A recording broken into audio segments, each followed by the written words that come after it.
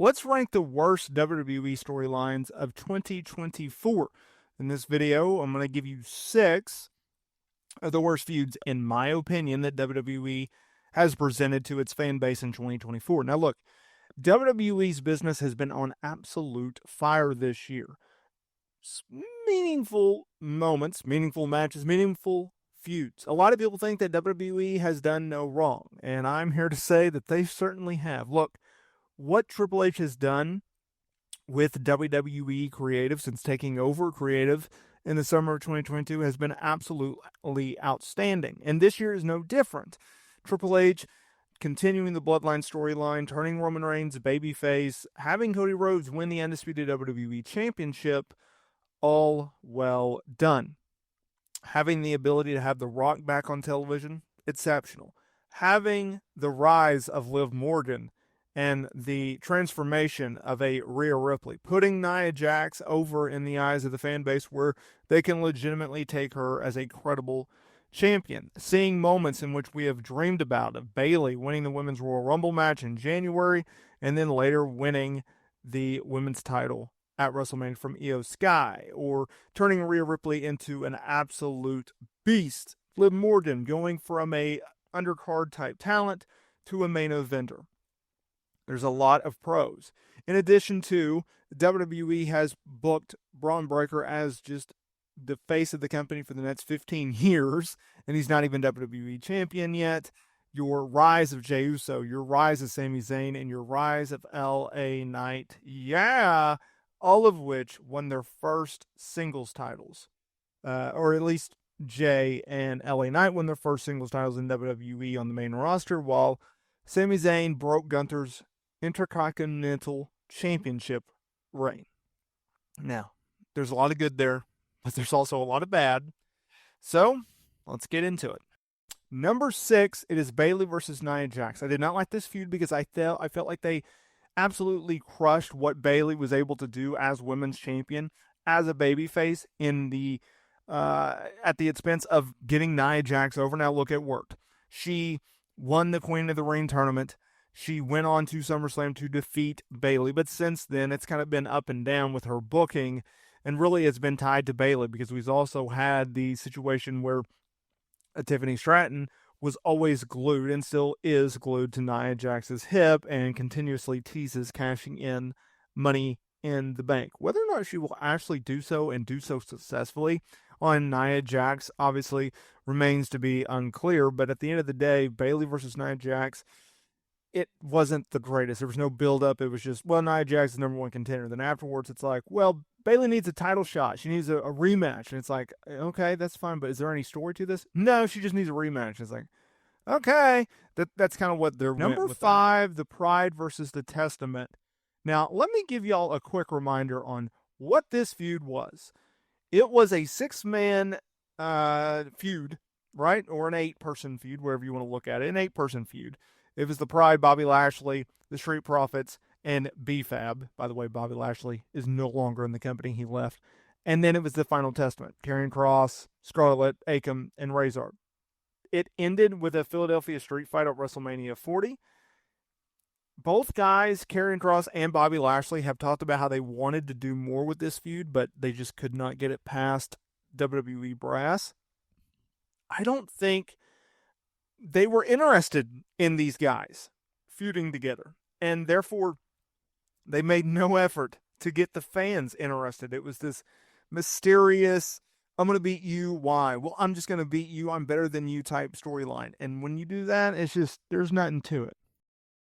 Let's get controversial. Jey Uso versus Jey Uso. Yeah, I said it.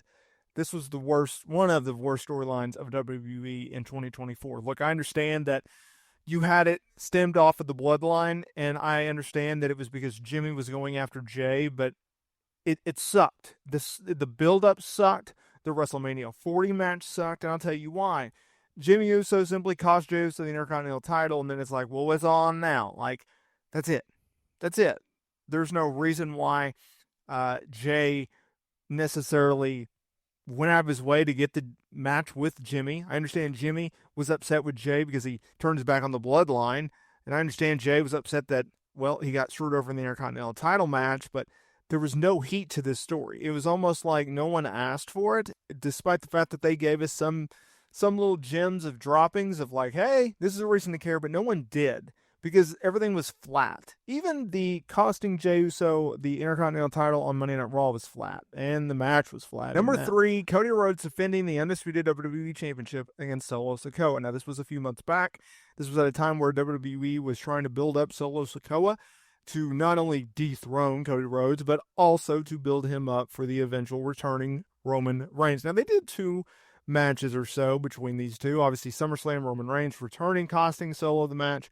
Then they did a steel cage match on the return episode of SmackDown to the USA Network. Both matches flat. Look, Solo Sikoa is not a main event guy, and fans know it. They see right through it, and they're not believing in what WWE is trying to sell us. And therefore, it's hard to get emotion out of the fan base when they simply don't believe in the heel. And they certainly don't believe the heel that can dethrone the ultra super duper Superman type babyface in Cody Rhodes.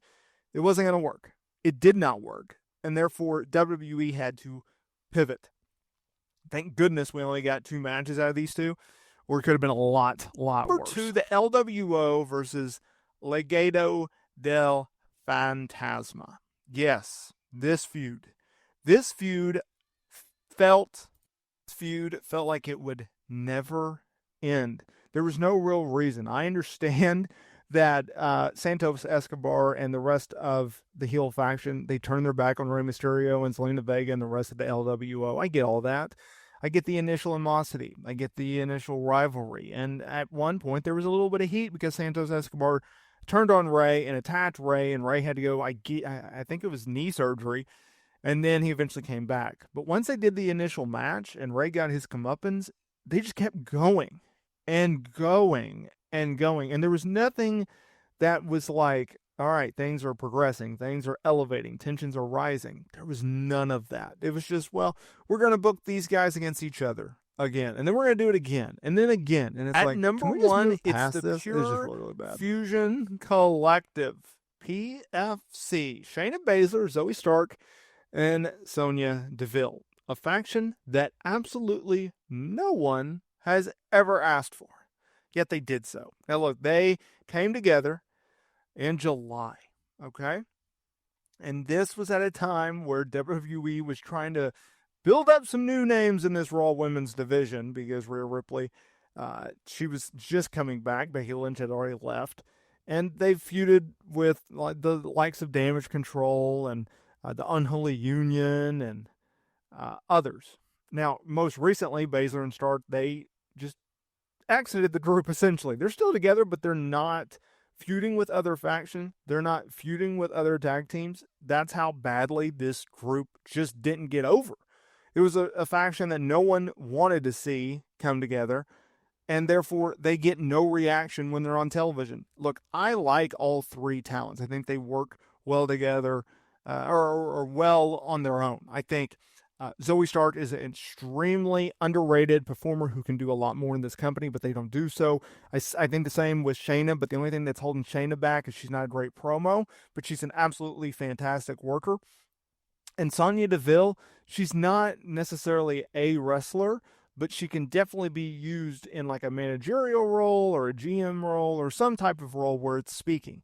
They all have talent, but you combine them together, it just doesn't work. And the fans, they don't want to see it. And therefore, it was one of the worst storylines that WWE could come up with in 2024.